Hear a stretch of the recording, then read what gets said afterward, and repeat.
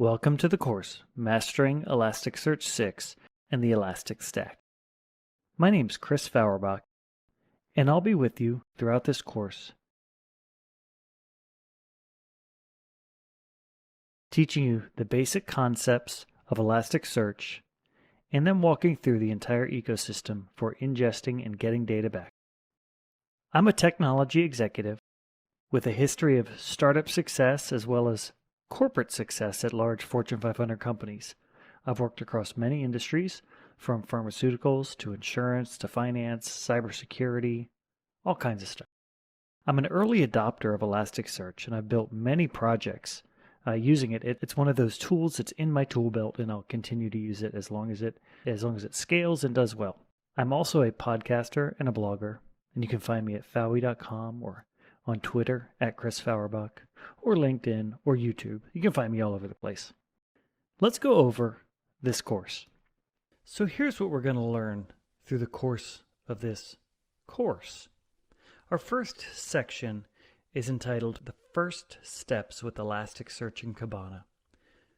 Through these videos, we'll be going through the installation of both Elasticsearch and Kibana. We'll be doing some configuration to make sure they're working together and do a quick overview. The next video, we'll get deeper into Elasticsearch. Here's how we figure out how to store, organize, index, and get our data in and out of Elasticsearch via some APIs. After that, we'll get back to Kibana and we'll do a deeper dive.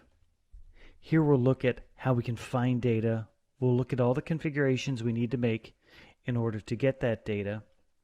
And then we'll look at the Discover tab, which is kind of the primary interface for looking for individual records or looking across a time period to find some data. From there, we'll look at Logstash in the section entitled Data Flow with Logstash and Beats. In this section, we'll go through videos that will show us how we can get data from a system or from an application into Logstash. Then we can have Logstash put that data into Elasticsearch.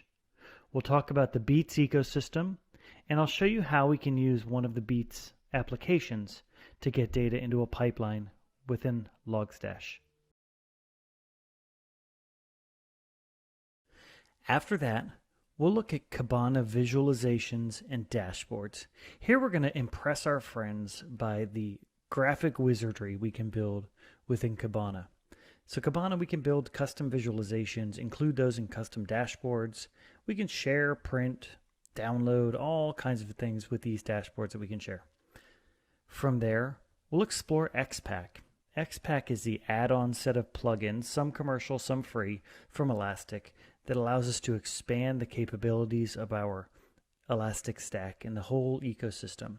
There are XPack plugins for Logstash, Elasticsearch, Kibana, and we'll run through a lot of them. Then finally, in our 7th section, we'll look at scaling Elasticsearch. So Elasticsearch was meant to scale, to grow, to work in a cluster from the beginning. That's how they differentiated themselves from other full-text search engines at the time. Adding new nodes to your Elasticsearch cluster is as easy as spinning up a new virtual machine and configuring it to know how to access your other nodes. Let's walk through how we can do that. So the course goals for this is to help you understand a full life cycle, end-to-end, of data and how we get data from where it's sourced through a pipeline, processed, and into Elasticsearch. We'll look at the APIs available so you can write custom applications to put your data into Elasticsearch. We'll also look at Logstash and Beats as other ways of getting data into Elasticsearch. We'll look into Kibana and we'll build some custom visualizations, and we'll look at the pre-built visualizations that are used, and we'll figure out how we can build dashboards to show off our tech skills. Then we'll look at XPack and walk through the suite of plugins that XPack provides.